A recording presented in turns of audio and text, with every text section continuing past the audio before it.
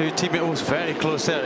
I tell you what, though, Earl Bamber is not giving the place to him, not at all. I thought that move was done, and Earl Bamber had other ideas. So that's going to play back into the Ford now. It's going to give Joey Hand a chance to, Joey Hand a chance to capitalise on the two Porsches fighting ahead of him, and of course the Porsche right behind as well. So a mega battle going on here while Kevin Estre drives off into the distance. Yeah, sometimes you get a break in the traffic, sometimes you don't. Estre really lucked in that time. He's got a minute over the field, and this is the battle. Bamber, Muller, Joey Hand in the Ford, and Richard Leitz in the third of the Porsches there, the blue livery. And that is the battle for 6th, 7th, 8th and 9th. 4 hours into the 24 Hours of Le Mans. We're a sixth of the way in. And Jose Maria Lopez leads for Toyota ahead of Fernando Alonso, who has just stopped. Lopez owes us a stop in another lap. Here is the number 8 car of Alonso working his way through traffic. Bled speed early on in his stint, Peter. But bear in mind, it was his first ever racing stint in this kind of traffic, just trying to get his head around it. He's a McLaren Formula 1 driver. Overtaking's not high on his list of things that he does on a regular basis. All of a sudden he's having to deal with some very slow cars in comparison to what he's in, and they're in a massive battle themselves. So you kind of got to be very careful and tread gently around them, but at the same time dispose of them as quickly as possible and get them going, so that you keep your lap times down to a nice average, and you carry on that stint. I mean, he's comfortable in the car. The Lopez car ahead of him. So only, was it 5 seconds between them? Look at the way the traffic has worked out, or this lap has worked out for the two Porsches. Remember how Earl Bamber was holding off Sven Muller? Now he doesn't need to hold off Sven Muller. Sven Muller, in the second of those two white top Porsches, is only just ahead of Joey Hand, who himself is only just ahead of Richard Leitz in the white and blue Porsche. So that little exchange has seesawed. You saw Nick Tandy watching from the garage, teammate Earl Bamber in 6th creeping away. So got Toyota 1-2 behind them in the LMP1 class. The number 17 SMP racing car, Igor Orodchev, the Russian driver, at the helm of that one. He's third, ahead of the two Rebellions, Matthias Besch in 3, Bruno Senna in 1, and the top 6 rounded out by Dragon Speed. Their gentleman driver, very much a gentleman driver, businessman. Henrik Hedman is at the wheel at the moment, and the target for him is to his 6 hours, not all in one hit, but let the pros do the remaining 18 hours. In 7th, already a sixth of the way into the race, is the best of the LMP2 cars. That is currently Andrea Pizzitola in the G Drive number 26. 9th place is the second in class, and 10th place is the third GT2, and that's Cinetic Alpine and Graf's number 39 car. Scott Dixon versus Antonio Giovinazzi. This is the battle for third in our GTE Pro class. Kevin Estre leads that by 1 minute and 7 from Nicky Katzberg in the BMW. The BMWs that were nowhere in qualifying, let's not forget. And Scott Dixon in this Chip Ganassi Team USA Ford, ahead of the AF Corsa 52 car of Antonio Giovinazzi. And that's AF Corsa's third string entry. 51 and 71 are their regular World Championship big hitters, and they're out the back door. They've both had problems. 71 13th, 51 14th out of 17 cars. Only the two Corvettes behind them. Well, that's the thing, though. I guess all the cars are identical, and there's no performance gain in the full factory car. So yes, I think it's a case of all these drivers starting to find their feet now, and drivers that maybe aren't so used to it, haven't done so many Le Mans. As each lap goes, they're able to get their head around the track a bit more and the traffic, and yeah, there's nothing like having a pretty fast car in front of you to gauge yourself. Just a reminder, you'll have to do a double stint on these tires. You'll have to do a double stint on these tires. Okay, brake car. There's not a lot of fight in the brake, so I'm just taking it easy at the moment. Trying to understand the car a little bit. Taking it easy, that's Nicky Katzberg. 352 laps, only one car in the field taking it less easy than him. And that's Kevin Estre, last time round 351.7. Katzberg a 52.8. Behind him in third, Scott Dixon a 54.6. 53.2 for Antonio Giovinazzi in that Ferrari. I think the engineer's comment was a case of just remember you've got another stint on these tyres and not to use them all up in this stint. So I don't know, reading between the lines, it could mean that the BMW is not so good on the second stint and you've really got to protect the tyre in the first stint. But then Kasper's come back and say, you know, I am going fairly easy. It's just the lap time looks decent and I'm happy with it. So I'll just carry on with what I'm doing. Yeah, I'm looking after the brakes. I'm looking after everything. They're learning with that car. It's its first Le Mans. We're down in the pit lane with an extensive job list. Oh, as we see one of the Fords skate off of the chicane. That's the 66 car. And that is the car that was down in 11th place. Billy Johnson at the wheel. He just rocks over the curbs. Duncan, you've been catching up with the 38 car. It had that tyre delamination and then basically lost a whole heap of bits. What does the job sheet look like? Well, the job sheet's extensive, put it that way. It's a big list. They've had to change the wiring loom on the front left. They've had sensors ripped out with that tyre delaminating itself. They've also had to change the complete floor. The whole thing's come off. The car's up in the air, the back wing's obviously off because they're now doing something to the exhaust because that's part of the floor. But the team manager just looked at me, shook his head, raised his eyebrows, and, you know, one of these things, the tyres let go, it's nobody's real fault. But the damage, there's bits of broken car, Martin, absolutely everywhere. And then the 37 car comes in and it gets one of the quickest pit stops I've seen in a while, and he's away. So this team really busy right now. Number 17 car is on his way to you, the third placed SMP racing car of Egor Orodchev, and a problem for Billy Johnson. And Alamanish, that's likely, I think, to have been either the cause or the legacy of that jump over the curbs. So can you confirm that the steering wheel has been, the steering wheel's in 3 o'clock? 2 o'clock, something's broken, push belt's broken, something. Okay, bring it in, Billy. Coast, bring it around as best you can. Yeah, Graham Taylor there, the engineer of this car, and I think it's already gone. It's the right rear. It looks like a toe link or something. You can see the rear wheel isn't stably consistent. It's also got a little bit of toe out, where the front edge of it is actually pointing out instead of actually pointing in. It should have a little bit of toe in, but in reality it's the other way around. So it looks like suspension failure for the 6.6, causing Billy Johnson to go off at the Ford chicane. That is at the end of the lap. It's the final corner of the lap, and so he's then got to do 8.5 miles, 13.6 kilometers to get it back in at such a slow speed. Already down in 13th position, 2 minutes 10 seconds off the lead in that category. He's now being shown as stopped, and the number 6 car is still at the first chicane. And he's going slowly enough that it looks like stopped. Yeah, he is going slowly, so the timing screen is a little bit pessimistic. Billy Johnson, I'm pretty sure he'll get it back. It's self-steering at the back, so he'll have a scary moment or two, but it's patience now that you've got to exercise more than anything else. As long as it doesn't actually come off and then have a problem pulling the drive shaft out, and then if you've only got one drive shaft and it's with the way that the differentials are, unless you've got a spool differential, which is like a go-kart basically, and a solid across both sides, then you would struggle to get back in. If it doesn't do that, then yes, they're okay to make it back. All right, well, the team are now doing what they do all the time in rehearsal. They are preparing all the bits and pieces to try and replace that corner. And that's what we mean about self-steering. What he's doing with the steering wheel is basically trying to counter what that loose rear wheel is doing at the back. It's just steering independently of his inputs. Yeah, and that car was actually generally the quickest Ford through all of the qualifying from when it landed here on Wednesday at 4 o'clock until the end of qualifying. It was the one that was consistently right up there, and it sort of dropped down a little bit through the course of the race, but now, yeah, it's well out of contention. Well, there is Senior Tech boss with Jean Todt and Pierre Fillon, the president of the FIA. You just saw the very much taller figure of Gerard Neveu, who's the man who runs the World Endurance Championship. And Jenson Button in the car for the first time. Now, somebody tweeted us earlier saying you're very reticent about telling us what's happened to Jenson Button's car, much in the way that Fernando Alonso's car is Fernando Alonso's car. We weren't reticent, it's just the team didn't know what the problem was. Turns out, Jenson said they had a sensor issue, but not the one that happened in qualifying.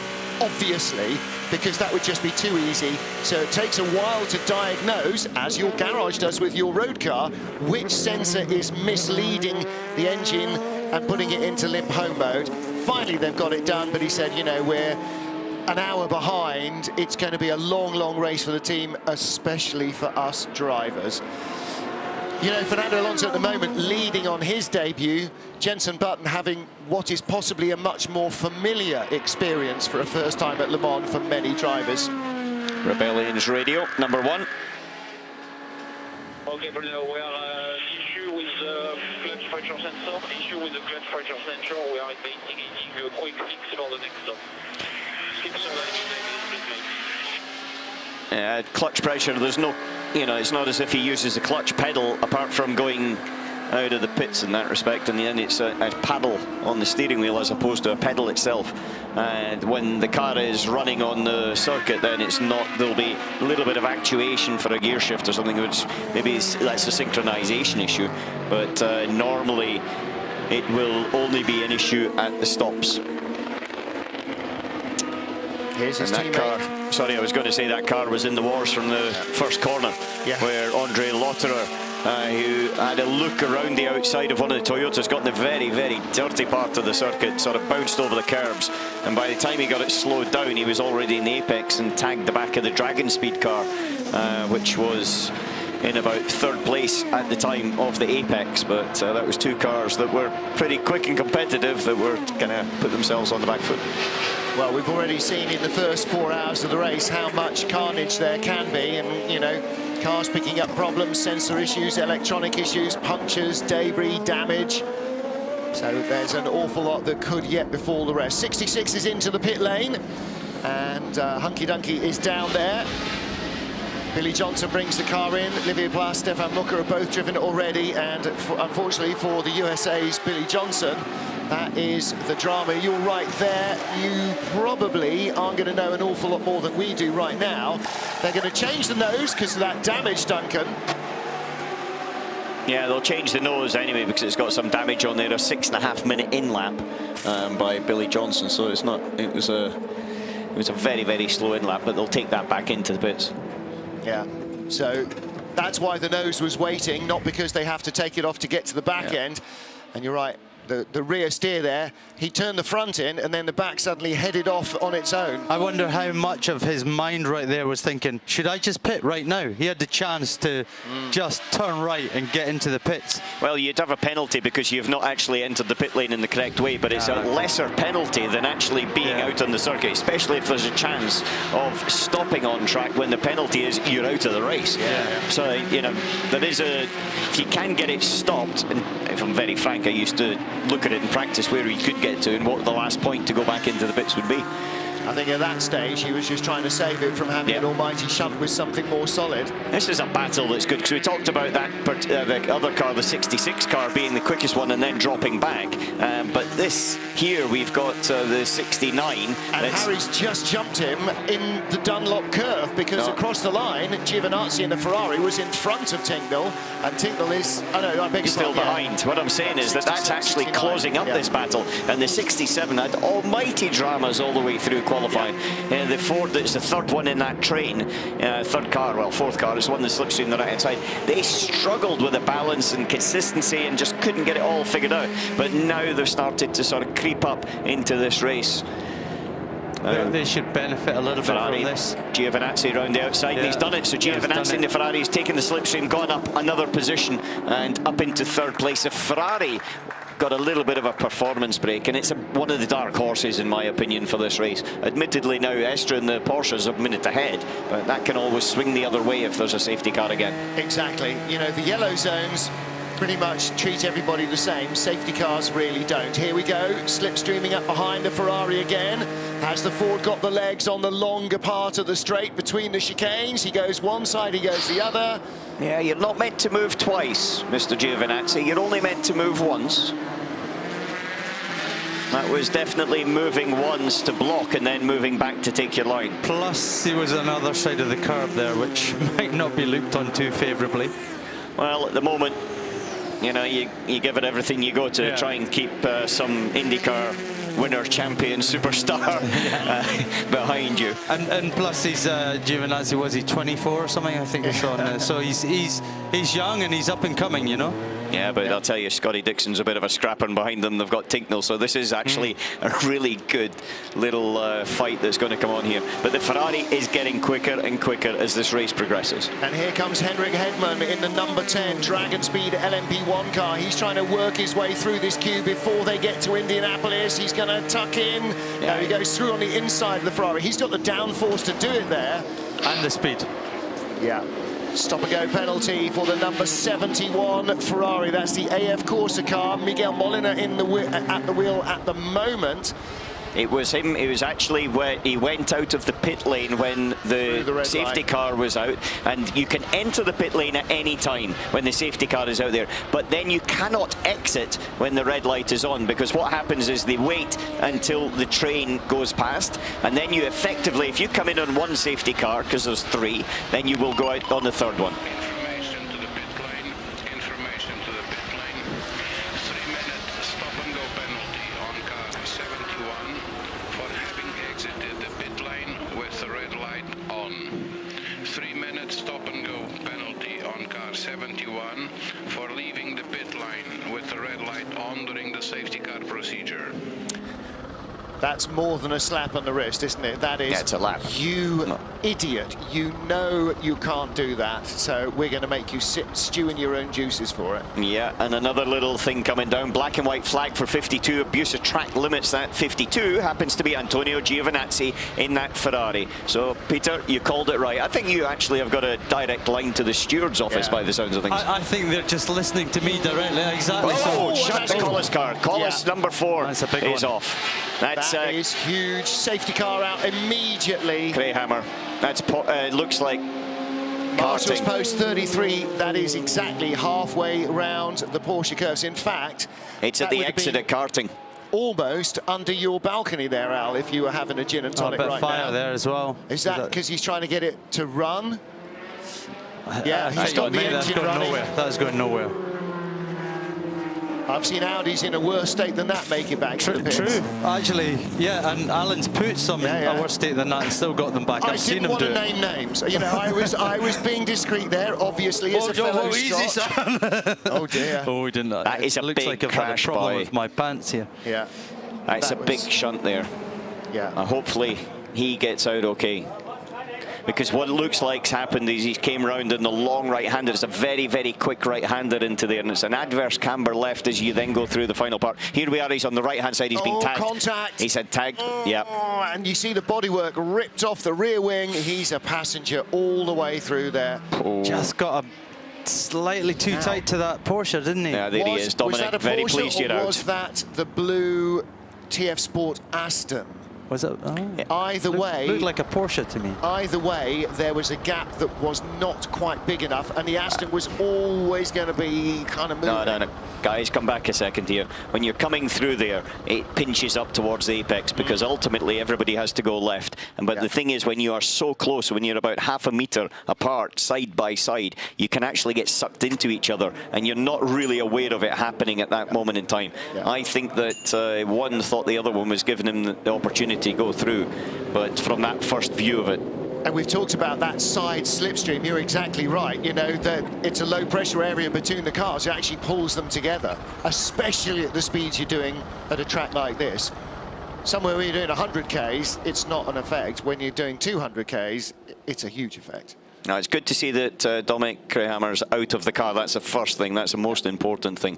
And obviously very annoyed because he kicked a bit of bodywork away, and understandably so. But again, talking about safety cars, talking about Estra in the safety car, there's one came out again. We had nothing at the beginning of the race for the first 3 hours. Just a couple of slow zones, but we've had 2 safety cars in the space of, what, 45 minutes? Talking about... So this is one of the IMSA teams rehearsing what they're going to do. They've clearly got a sensor issue. Pit lane is open at this end, as you said, Al, a moment or two ago. We will wait to see what happens with them coming back out. And Duncan Vincent is down waiting for the 66 team to sort of update him on what's going on. Now, I wonder which of the 2 Porsches needs a sensor changing. So now both Toyotas or in. Richard Leeds.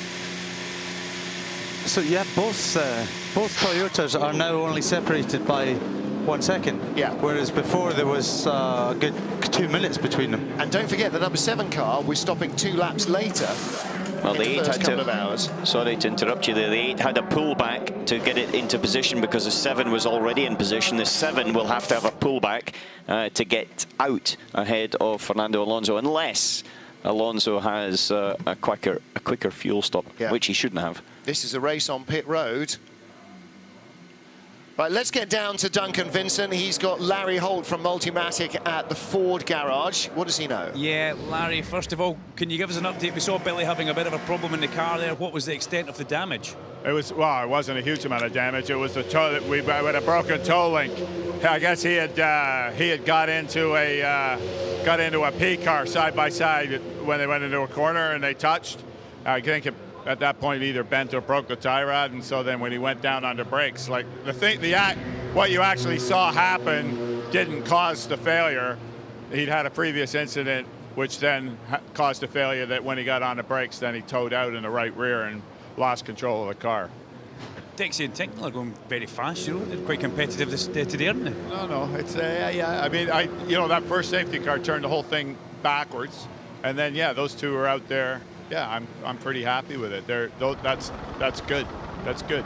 Morale seems very good in the team. You know, the guys looked quite happy. That was a good, quick repair there for you guys. Yeah, I mean, the team's fantastic. I mean, I don't know if you saw Thursday night. We had a bad evening on Thursday night with the other car, and we wrecked a lot of stuff. When Andy backed it in Tete Rouge, it was a big wreck, and I think they turned it around in about 12 minutes. So, they're top drawer team, but I don't really want to be doing that at this time of the day. You know, it's too early, and I don't know if we lost a lap or two there. That's not good. Yeah, Larry, I didn't want to mention Thursday in this interview. I was going to completely stay away from what happened to you guys on Thursday. But thank you very much anyway, and let's hope you get back up there. All right. Okay. Thanks. Alan? One of the most straight-talking people I have ever met in my entire life is Larry Holt. He's the technical director of Multimatics. Multimatics have got so many different programs on the go, but this Ford GT was basically born out of Multimatics. And Larry, well, as he just says it how it is. And he managed to talk for 2 entire minutes to Duncan, and not a single cent went into the swear jar either. So which is remarkable clarity of mind under pressure from Larry Holt. Well, talking of clarity of mind, I think, Peter, we saw a replay there of the incident. Yeah, well, my first thoughts at the time were, that move that he pulled is an absolute known move by the prototype to go around the outside of a GT car, absolutely. But it just looked like he just didn't quite know the size of his car, and he just got a little bit too close to the Porsche, and the Porsche probably didn't even see him coming, and it was just a slight touch that sent him round. And he'll be angry at himself. It's an unfortunate thing to happen. Right rear puncture for Fernando Alonso brought him into the pit lane earlier than anticipated. Not quite sure why Jose Maria Lopez followed in him. There's the number 47 crew, whose car was really badly wrecked in qualifying. Now, just sorry to jump in, this is the red light, and that's a train going past. That's from the previous safety car, so there's 3. That's from the one behind it. And when the final car of that train goes past, that light on the top red left-hand side of your screen will go green, and then they can go. So it's easy to enter the pit lane under safety car. It's difficult to leave because you lose a third of a lap, and it depends what your least evil is in that situation. Miguel Molina went out with that red light on, and they've had a 3-minute stop-and-go penalty. Miguel Molina in the Ferrari. I remember when that came up on our screen, that warning came up on our screen, there was another car involved as well. So I wonder whether they're still looking into the other car, or the other car's been judged to be okay.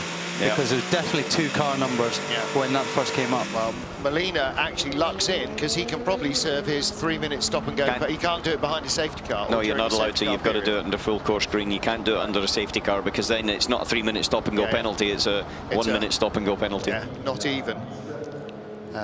Good news that Ollie Webb walked away from the number 4 by Collis Racing team entry at Dodo Kreiheimer unharmed. It looks though very much as though that will be the last we see of that car, if it hasn't done the tub. but then he's done an awful lot of other damage around it. Well, he walked away from the car, and so there's a certain distance that you're allowed to be away from the car before you're actually detached officially, and so therefore out, and he was well beyond that limitation. That rule comes and goes, doesn't it? Because it was there for a while, and then they rescinded it for a while, and I'm never quite up to speed with that one. So I'm now looking at the GT Cup, and now Estra's got 3 minutes over second place Katzberg. Kevin Estra was...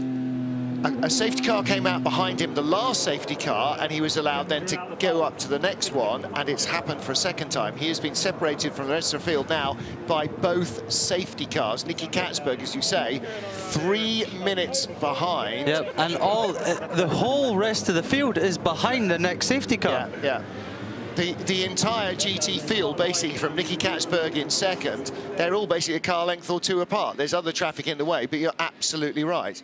They're all in a big, long queue. Now, which safety car they're behind, do you want me to tell you? Yeah, go on then.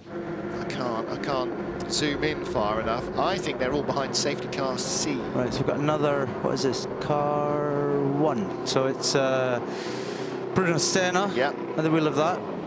Now, Senna went out of the pits about not 4 that or long 5 ago. laps ago, so... Remember they said they had the clutch problem. Yeah. So they're taking that opportunity to do a bit of housekeeping. Now, up into 6th place is our LMP leader, Toyota 1-2. They've just stopped under the safety car. Second in LMP2, the Cinetic Alpine number 36 car, and Panis Bartes, number 23 machine, up to 3rd place with Julien Canal at the wheel. In the GTE Pro class, the GT Porsche of Kevin Estra, the number 92 car, leads by the very best part of a lap now from everybody else. Well, down in the Collis team, now it's nice and quiet. Let's get down to Duncan Vincent, and he's got Sean Edwards Foundation representative Ollie Webb, whose teammate Dodo Kreiheimer just exited the race in such a dramatic manner. Yeah, well said, Martin. I do. Ollie, first of all, your face says it all, OK? We saw Dom walk away from the car. Did you hear anything over the radio what happened? We just heard a big sorry come over the radio, and we didn't really see much from the TV. Obviously a bit of contact. We saw the kind of second half of it between a Porsche, but he was doing such a good job up until that point, catching up all the cars in front, and got up into 7th. And yeah, we don't really know what's happened yet. It looks like a normal overtake around the outside of Porsche curves, but maybe 2 on the limit between the two. Whose fault it is, I don't know, but race incident or whatever, either way, it's ended up with a pretty hefty shunt, and yeah, it's enough to put us out the race, it looks like, from seeing everyone start to pack up. Yeah, I mean, after a shunt that size, it's just good to see him walk away from it, but I mean, your own emotions, we're hardly even scratching the surface of this race, and it looks like you're out. Yeah, it's heart-wrenching. I mean, I started the race last year, and so I started 3rd this year, and I didn't get to do a single lap, and the whole team have done such a good job getting this car to a standard that is, you know, quicker than what Audi LMP1s were when they were in it, even with a hybrid. So the car is a really, really quick car, and it might not quite be at the Rebellion pace yet, but we were catching the Dragon speed in front of us, and top 6 is a nice place to finish overall in Le Mans. And although we're only, whatever, 1/6 of the way through the race, or 1/5 of the way through the race, it was starting to look really good for us, especially coming from the back after the start. The car has been picked up, Alan McNish just told me in my ears. The main thing is Dom's okay. Yeah, it looks like Dom's okay. He came on the radio and he said he was fine, and we told him to get out of the car quick, just because obviously it's such a hefty shunt, you never know what fuel lines can be broken, etc. So yeah, I'm just really, really gutted for the team. Yeah, okay, thanks very much, Ollie. Cheers, thank you. There you go, guys. Back to you guys in the box. Thank you, Duncan Vincent. Thanks to Sean Ambassador Foundation Ambassador Ollie Webb. And as he said, you know, the Bicol is now lapping quicker than the Audis used to, but that's just pure driving talent. Yes, I think the lineup now in that car is probably way beyond what the... Alan, which car was it you drove again? Fastest lap in a race in an Audi R18 e-tron in 2015 was a 3:17.475, which is quicker than any car that's been on this circuit today. Mate, just for information. If there's a bus coming and you're on the edge of the pavement. But I was just so happy to see that Dominic got out of that car, because that is a quick corner, it's a quick place, and it wasn't a small shunt. Now, I am holding nephew of Marker of Doom. However, until the car goes back to the pit lane and we know for certain it is out, I think I'm going to hold off on that one. Yeah, but the driver walked away from the car. Yeah. So there's regulations. Is that a rule still this year? Yes. I think you can Look at the use sporting it. rules. I think you can use it. No, I see that's Is it presented still in- too early? yeah, Right, okay. we used to get a piece of paper through with a list after every hour of the standings, and it would have the official abandon at the bottom. So that is and we don't have that. potentially the first car out of the Potentially race. is our first retirement because despite its 4.5 long hours. delay, the number 11 car has reappeared. Number 4 is shown still as stopped, not officially as retired. There was a retired there. on the- Yeah, but there's nothing in it. I see. So they're rebuilding the tyre walls. Safety cars remain out. And unfortunately, it does seem that Colin Coller's car is going to be... Now here we see it again. He's on the left-hand side. He's the luminous green car, and just there squeezes in the Porsche. The thing, I agree with you, Peter. Now looking at it the second time, the Porsche doesn't change its line, and it's just more a case of squeezing in to get his actual apex and his own line through the corner. Yeah, I think the Porsche could have been a little tyre bit more width or so helpful. over to the right, but He didn't have to be. He didn't have to be, and he didn't change his line. But now the other thing is, there was one prototype went through, the Porsche, because they're in a right-hander, may not have seen Ollie Webb coming around the outside of the other car and inside him, you know, and may have thought that actually there was no overlap. Like, it's so hard. I mean, you know, you're in the Audis, it was so hard even to see out sideways when you were level with somebody, never mind behind, so... These things are going to, it's a racing incident, these things are going to happen. Yeah. That is exactly what it is, Peter. It's a racing incident. I wouldn't apportion, you know, everybody always does look at these things and say, oh, well, it was his fault, or whatever. But, you know, I think the practicalities, when you're in that situation, it's instantaneous decisions, go or don't go, move or don't move, by both parties. And on that occasion, 2 didn't go into 1. Charlie Robertson back in the pits. When he left last time, just before the safety car, noticed that the right front headlamp lens was all smashed after a little bit of contact, possibly with just some debris. I mean, some of the pickup here is the size of your fist. The right, did you say? Right front, yeah. Because right one of the camera. Ginettas went in the wall during the safety car an hour and a half, 2 hours ago. It was. And I just wondered if that was right that front one. corner. But I mean, that could have been a bit of pickup. You know, it's the size of your fist. Yeah. If it gets spat out from a car doing 200 miles an hour, it makes a bit of a mess. However, he's come back into the pits. They're changing the nose, going to send him back out. Charlie Robertson, man who started his racing career with a roof over his head in Ginetta Juniors, and he's still attached to Lawrence Tomlinson and the Ginetta factory team. So the safety cars remain out while barrier repairs, and this is the reason predominantly why safety cars remain out after the damaged car has been taken away. Barrier repairs, because if somebody can go off, somebody else can go off there as well.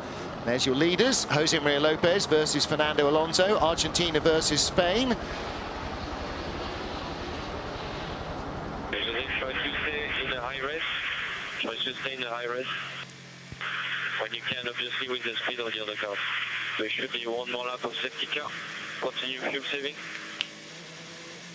Yeah, continue fuel saving, because now you can save a lot of fuel under the safety car. The trick is saving fuel, but also not having your tyre temperatures and pressures drop too much, because now with this amount of safety car, the pressures would have dropped down a little bit. And here with the high speed, you can actually hurt the construction of the tyre on the first flying lap if you're not careful. However, they do have a TPMS, a tyre pressure monitoring system in the car, and so on their data display it will tell you all 4 tyre pressures. Interesting that the Toyota's just sort of, it almost sounds like it's stalling. They're going so slowly behind the safety car. Well, it kind of is. Yeah, it kind of is, isn't it? Yeah. You know, you think the average speed is about, what, 245 kilometers per hour, average? Yeah. And then you're looking at sitting at 80 kilometers per hour behind the safety car. Yeah. Now, of course, the difference between the safety car and a slow zone is you don't have to maintain exactly 80. You can slow down and speed up a little bit, slow down and speed up again. I tell you what, since it's nice and quiet down there, Duncan Vincent offers us another sacrificial lamb. Ewan Baldry, the technical director at Ginetta. How does he think their race is going so far, bearing in mind, Duncan, it's a brand new unraced chassis? I have Ewan. Ewan's with me right now. Ewan, basically, how is your first Le Mans going? It's I know the week has been quite difficult to this point, but give us an overview of what the team's like. Well, I guess so far you could only really describe it as eventful. As to say, we're baptism of fire launching our car into the Le Mans 24 Hours for its race debut. We've got fantastic team spirit. All the guys are committed and been working really hard to make improvements all the time. And through free practice and qualifying, etc., we every time we went out, the car got quicker and we learned some more. In terms of the race, we've had a couple of unfortunate bumps with car number 5 and a couple of electrical gremlins on number 6, but the way we're looking at it really is every minute that we keep going is a bonus really. It's all about learning and in some ways treating the race as a test. That said, of course, some crazy stuff can happen in this race, and if we could get to the end, that would be a miracle, but that's what we're working towards and pushing for. I'm good friends with Charlie, and he's a resilient little one. He's not going to give up, but he's Ginetta through and through, isn't he? Yeah, absolutely. I mean, he started at Ginetta as a 14-year-old kid, looked like cross between sort of Harry Potter and the Milky Bar boy or Milky Bar kid, and he's worked up through the Ginetta family, so winning at juniors, winning in the Super Cup. He then went off and did single seats for a while, came back and did LMP3 and won the championship with Chris Hoy, and clearly he's relished the opportunity to get involved with this, and it's great to have him on board. He's super fast, super committed, and it's a great story for Ginetta. It's great to see Ginetta at Le Mans. Keep up the good work. Thank you very much. Thank you. Thank you, Martin. Thank you, Duncan. It is great to see Ginetta at Le Mans, another small British racing car manufacturer, and they basically build cars, as you heard there, from teenage years, the Ginetta Juniors, all the way through now to LMP1. What a potential ladder. And from one Milky Bar kid to, well, a pair of Tunnocks kids. Where the safety cars are out, there's a chance for a bit of housekeeping everywhere. Tidy up a few job lists, right? Yeah, what they're doing here is these little pylons, normally there's 4, now there's only 3, and so making sure that either they take the screws completely out that held it in so that there's no chance of a puncture, or replacing things like that. They'll bolt another one in. I'm sure they'll have plenty of spares. Drivers tend to accumulate those. Dunlop Tyre Man taking the tyre temperatures. 34 degrees track temperature at the start of the race. It'll be a little bit less now because we have quite a lot of cloud cover. And both of the Scots in the booth here sporting the red nose of I've been out in the sunshine for more than 10 minutes. It was very sunny at the start of the race.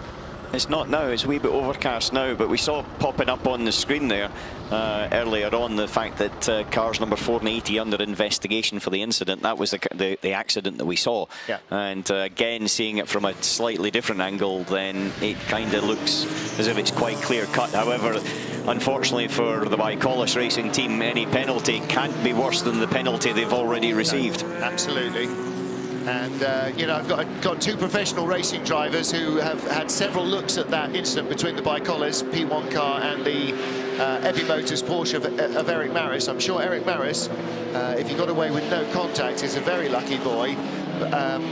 And both of you think it was just one of those racing things. However, when things go into the stewards' room, yeah, the stewards are very experienced here. Yannick Dalmas, who was my teammate, funnily enough, when I first started in sports cars, and taught me a heck of a lot. He is the driver's advisor to the stewards, and the other stewards around and about him follow the full World Endurance Championship and are extremely, extremely experienced.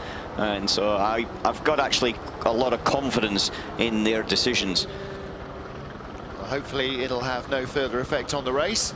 Bicolis' race is done, and as you say, no matter how they see it, they can't put them back in the race. It does look as though, although we're not wielding the mark of doom yet officially, they've now tumbled down to 24th place. They're losing lap after lap, fewer behind the safety car. There's the display. That's the timing screen that we're looking at the moment, which is the GPS from all the cars. Number 6 Ginetta is still stuck out at that chicane. And, it's not going to be very long anymore. It means you can really start to push to work the tyres, use the brakes a little bit more. Well, we thought we were going green. The last time we heard a BMW message was about 4 or 5 laps ago. So it's not going to be too much longer. I think the housekeeping list has pretty much got done. And I just have to make sure the dishwasher is stacked properly and we'll be ready to go. Yeah, it looks like there's just the tidying up process. The one thing we've got to remember here is there's 3 safety cars. So one of them starts at the start and finish line, one starts at the exit of the first chicane, and one starts in Arnage. But they have to all return to the post where they started. And so it's not they just pop into the next available one. They go back to the exact post that they started. And they have now all just passed their starting positions. So the one that comes out of the pit lane has just gone past the pit lane. The Arnage one's just gone past Arnage. The first chicane one has just gone past the first chicane. So it's at least one further lap. And the man at the pit exit, Alan? Sven Muller in the Porsche. That was a car we saw stopped there. He's came in, done his service, and then he's waiting at the end of the pit lane for the safety car to pass, which is safety car B, which is currently just coming into the Porsche cars. Now that answers the question as to which of the Porsches was going to have that sensor replaced. Remember, we saw one of the IMSA mechanics talking about, I'm just going to take this one out, put that one in. That was the answer, which of the 2 cars it was. It was, I would think, the 94 car. He's been released back out on track, so he beats the safety car queue, which is still on its way through the Porsche curves. And he will join on to the back of this queue. You're looking at safety car A there. We're at the 24 Hours of Le Mans, second safety car of the race. 4 hours and 40 minutes in. It is 7:41. Local time, so 1941 Central European time. There's the golf course, by the way, down inside the circuit, and the drivers have a golf day on Friday traditionally. Old and new drivers are invited to go and play, and the man who designed the clubhouse also is the man who designed the pit buildings here that replaced the old block buildings, and he will be once more putting his talents to bear, because the cheap seats, which are the last dozen or so garages at pit out, will be substantially rebuilt, and it'll be a big 3-story building like the rest of it is, stretching right up basically to the village. It's been a huge renovation here over the years. Initially the pit building, as you said, but also in the fan zone areas that they cleared it completely and rebuilt it, and they're continuing to do a lot of investment. It's still a fabulous place to bring family and friends. With no motorsport interest, they can still have a good week, because there is so much going on, and you don't have to sit in your seat to watch the race. You can watch the race all day, all night, all the next day, from as many different vantage points as you want. So if you've got non-motor racing families or friends, if you bring them here, I guarantee they will go a long way to being fully converted to the lure of Le Mans is strong. May I tell you, the lure of Le Mans is strong. There is many a motor manufacturer that raced at Le Mans because the CEO was here as a child. And I raced for one. We told that story earlier because Christoph Ulrich, who won in the Road to Le Mans race, he said he came here 2 years ago for the very first time and went away going, I've got to get a racing car. 2 years after visiting as a fan, he's on the top step of the podium at Le Mans, winning in a GT3 Ferrari. And I said, there's a similarity, a synchronicity with the Ulrich name, because the story is he came with... No, not Dr. Ulrich, it was actually Dr. Pefkin. Oh, it was Dr. Pefkin. Yep. So he came as a guest to watch the race, and by Sunday morning was going, right, we have to do this. He wouldn't be the first, and he won't be the last. And the new regulations that the ACO are looking at trying to introduce for the top-tier classes and for GT racing and so on, intended to provide a platform for even more car manufacturers to return to Le Mans, or to come perhaps for the first time. Maybe like Toyota. TVR are certainly looking, when they launched their new car, at creating a racing program for it. Last time they raced here was well over a dozen years ago. Morgan have raced here, not recently, but they have raced here in this century as well. So there's a whole host of big and small manufacturers that could well play a part in the future of Le Mans. I know it's not the fastest GTE car at the moment, but I do like the look of that Aston Martin. It's not the ugliest thing you've ever seen, is it? It's got a real aggressive look, and actually they are now both on the top page of our split timing screen, which only shows the top 15, which means they are no longer 16th and 17th. But a lap down, sadly. They are a lap down, however, You know, there's been a few problems. I mean, both of AF courses. Did you know that I'm just doing a comparison that again? you won a race this morning? In No. I was going to talk about that wasn't being mentioned. But blimey, we're what I was going to mention was at Nürburgring, in the 24 hours of Nürburgring, they have the ability, the organisers, to change BOP mid-race. Wow. So, if we were at Nürburgring, those Aston Martins would be getting an extra break. They'd be able to connect their last 2 plug leads and run on all lanes. Yeah. Yes. Being facetious, clearly. Well, lots and lots of support back home and across the globe, clearly for Toyota. Toyota have brought a factory team to Le Mans no fewer than 20 times in the past, and they are now on their 21st full factory effort, still hunting for a win. Victoire obligatoire, mandatory win, it said there in French. Well, that's really hard to do. Sebastian Bourdais summed it up fantastically in a Ford press conference the other day. He was talking about his win here with Ford on the 50th anniversary of the GT40's first win back in 1966. And he said to stand on the podium there and echo that kind of sentiment with the 14 was astonishing. He said, and if Le Mans chooses you, you're so lucky. Safety car in at the end of this lap. Safety car in at the end of this lap. Please, gentlemen, no overtaking before the respective lines according to the safety car you are following. There is a line across the circuit, so at the exit of Arnage, about maybe 30 metres after the apex of the corner, there is a line, and that is the line, same as the start line, same as a line that's just out of the first chicane. He just managed to stop in self-saying start-finish line, because in any other race, that would be exactly where you start, but here, because there are 3 safety cars, it is the release line. There's the Ebi Motors Porsche, by the way, in the queue, the dark blue number 80 car. And was it that or the number 90 that was, it was 90 TF Sport car that was being signified as having a rear light out? Yeah, Charlie Eastwood at the wheel of that car. Yeah. So the another rookie safety cars are just about to be pulled in. Safety car C will pull in, should have pulled in at first chicane. No. Lights are off. Safety car C. Yeah, there it goes there. Yeah, and there's the line now.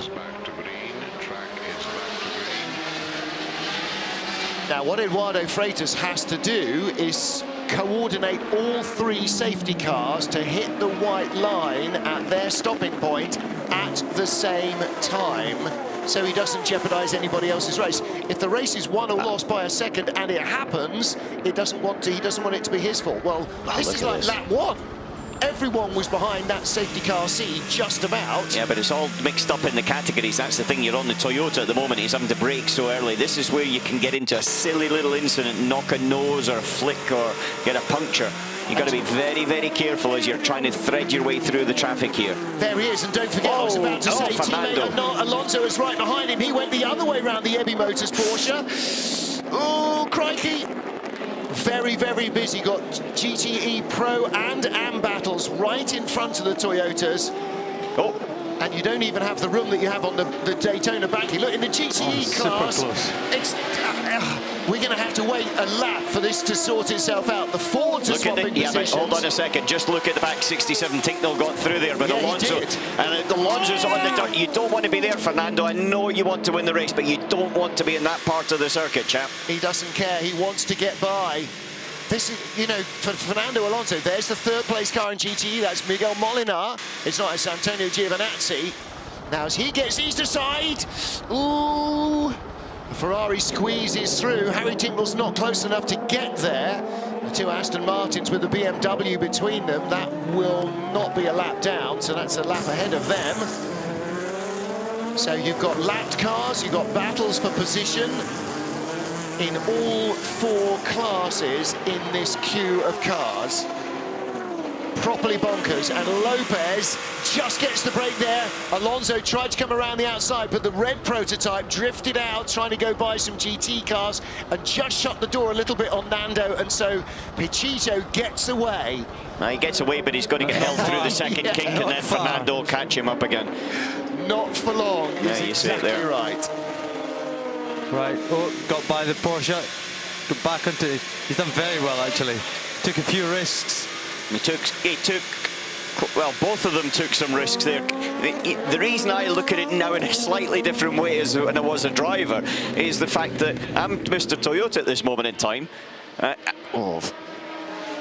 Yeah, sorry. When I watch that again, I just think I'm a lap ahead of the competition. Yeah. I've got two cars that are a lap ahead of the competition, and they're going at it hammer and tong as if it was the last lap, and we were second and third.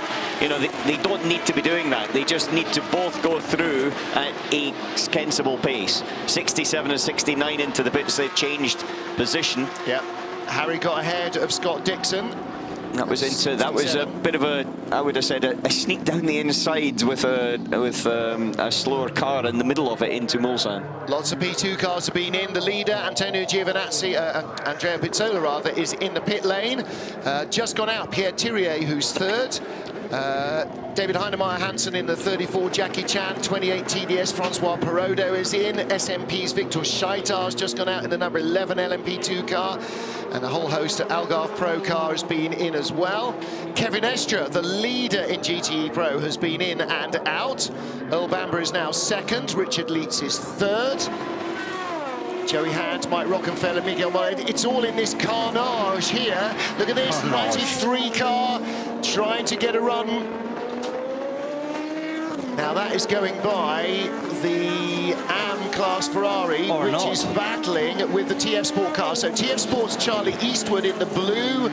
I'm going to say Mercedes. I actually don't mean that. I mean Aston Martin, thank you. And right behind him, Lucas Stoltz in the Keating Motorsport, run by Risi Competizione car. And I hear that this might be Dave Beaky Sim's last race, or last Le Mans anyway. The Corvettes carving their way through traffic as well. And that was a monster safety car queue. It had fully 4/5 of the field behind it, jumbled up in positions, and the Porsche of Richard Leitz with Joey Hand's Ford all over the back of him for third in class. And that's what we're looking at now from 93, second in class, Earl Bamber. What was Kevin Estre's lead before? 3 minutes? Well, he's down had a to stop. 40 seconds. No, he's had a stop though, hasn't he? And the cars behind haven't. So he didn't lose anything in the safety cars, and there goes the Ford, trying to get by. Door was shut just by Richard Leitz. Just remember, when you come back to Kevin Estre, that was 3 minutes under a safety car doing safety car speed, which is very different to racing speed. He was half a lap prior to all the stops. Yeah, but he's had his stop and he's still 43 seconds in front. Yeah. So the safety car gave him a free stop. Yes, but the previous safety car gave him a minute. Yeah. Well, he had 3 minutes after the first two, so that was a free stop, wasn't it? But it was 3 minutes at safety car speed. Yeah. Ford's going to have another go here. So this is a really hard push from Joey Hand to try and get by the third place Porsche. Porsche 1, 2, 3, Ford in fourth. The Corvette is Rocky in fifth position, just out of shot on your right-hand side. I did briefly have a look at the lap times just before the safety car came out, and Joey Hand was down doing 3 minute 50, and the rest of the grid seemed to be doing 3:51s. Yeah. So he's got a bit of speed in that car. He's up to speed. So if he can find that same kind of form just that he had just before the safety car. Yeah. Well, they go by one of the lapped Aston Martins. Is that Alex Lynn or Darren Turner? Not quite sure which. 97 and 95 down in 14th and 15th position. I don't think the Aston's so bad in the corners. It's just on the straights. It just doesn't have the straight line speed. Yeah. Well, that turbocharged Mercedes V8 that they're using. It's a brand new car this season. Doesn't seem to be too bad. Maybe it's just running out of steam at the top end. All right, both in the pits. Battle for third is in. Just going out to the pits, Nicky Katzberg in the 81 BMW, Antonio Giovinazzi, Harry Tingle and Scott Dixon, and they're all covered by 3.5 seconds as the battle for third comes in. And there is the Corvette that was behind them. Yes, Mike Rockenfeller. So third, fourth and fifth, nose to tail, as Karun Chandok, preparing for his stint on air, knocks over all the teacups. You're putting the kettle on. There's a good man. Thank you very much. So Porsche comes to a halt, and as we're used to seeing, what every traffic light windscreen cleaning jockey does, runs up the front of the bonnet to clean the screen.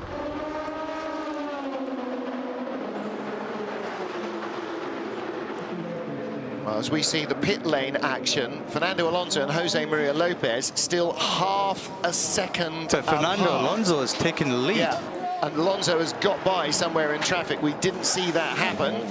Driver changes at Ford. None at Porsche, though, and they are leaving the pit lane faster. So going out is Earl Bamber there, ahead of Richard Leeds in the blue and white car there. Nicky Katzberg is in second, he flew by. Then the Corvette, and then the Fords. So driver changes at Ford, the BMW goes back out, and that is Antonio Felix da Costa at the wheel now. Sam Bird in the 71 Ferrari goes back out. So wholesale stops in the GT field. Juan Pablo Montoya in the pits for United Autosports, as is Enzo Guibert in the number 40 car, and the number 8 Toyota is now about 3/4 of a second ahead of Jose Maria Lopez in car number 7. They're first and second, and there's... Oh, here we go. This is the onboard of the change, Alan. No, Lopez has lifted. Lopez lifted there to allow Alonso to go past on the right-hand side. Already with 19 hours remaining? No. They've done that right from the start. If you remember, at the end of the first lap, they did a switch going into the Ford chicane. They've done a switch at that particular point on the circuit. This seems to be a little bit of a strategy of them. Also, when one pitted early, just to try and switch and maybe separate them out. I think it would be a clever thing at this moment in time if I was Toyota to actually try and get the cars away from each other, because what we saw there after the safety car was risk that they didn't need. It was good to watch, and no questions about it. It was entertaining from our side, but I'm very, very sure their heart rates were through the roof unnecessarily. Yeah. We're not risk averse, they have to be. Well, let's get down to the pit lane and hear what's going on with Aston Martin. And it's another all-Scottish conversation. Johnny Adam is with Duncan Vincent. And the only thing that's missing from this conversation is a cup of tea and a Tunnocks caramel wafer, Jonathan, isn't it? But I don't want to talk about BOP. You know, it's a thing that's covered a lot in GTE, but I've got to... What a difference a year makes. You're the current Le Mans champion, and we stand here in the garage, and the face just isn't the same. Yeah, it's a bit different this year at the moment. Car feels great at the moment through the corners. The new Vantage is a big step forward than the predecessor, but yeah, we just seem to have not much straight line speed at the moment. And around Le Mans, it's kind of what you need. And we're a bit out of sync with the pack at the moment as well. Who knows what's going to unfold as the race goes on. The good thing is the car's easy to drive at the moment. So hopefully mistake-free, we may gain a little bit of track position, but you know, it's a long way to go yet, but at the moment we're just a little bit down on power. Were you happy to start the race? Yeah, it was good fun. Yeah, I would say, you know, it was nice, a nice honour to start a Le Mans race itself, but yeah, it was quite tricky even at the start to try and get past the Porsche AM cars that looked quite quick at the start. You know, there wasn't a lot of difference in straight line speed between the two. But yeah, the guys have done a great job with the pit stop so far, so hopefully once we cycle through, we're just doing what we can do at the moment, really. Listen, Johnny, good luck. We'll catch up with you when the race unfolds a bit more. Thank you. Back to you in the box, Martin. From one Aston Martin driver to another one, you've got one sitting next to a winner, have you not? No, we got rid of him. I'm back. So for all those people that actually didn't understand that conversation, then basically Johnny Adam was saying that the car isn't quite quick enough in a straight line, but the rest of the things are going okay, Karun. Yeah, I think just looking at it there, unfortunately for them, they're at the bottom of the pack, and it's not been an easy week, has it? All through the week they've been trying to lobby for different performance breaks and things like that, but the way the GT racing regulations are, it's quite complicated, and we could spend the next 19 hours explaining it, and people at home probably still won't understand it. Or care. That's the other thing. But what we can say is the fact is that it's been a fantastic battle in GTE Pro. Not necessarily with them. If you take, unfortunately, Aston out of the equation, the rest of it has been super, super close all the way through. Here, look at it. You've got Corvette and then 3 Ford lineups right behind them. That's the Corvette of Rockefeller with Tinknell, Hand and Dixon in a row right behind, chasing past. And also, we've got to make the point about BMW, haven't we? They're running second. They're on the same number of stops, I think, as everybody else. Yeah. their first time here in how many years, and they've got a car right at the sharp end, which is an impressive return to Le Mans for them, isn't it? And again, it's a brand new car, unraced last year, developed this year. Actually, it was developed in the US in IMSA last year, but it's its first time in the World Endurance Championship, certainly its first time at Le Mans. So yeah, you know, they didn't worry, they didn't fuss about being fastest in qualifying. For them, it's about getting to 3 o'clock on Sunday afternoon.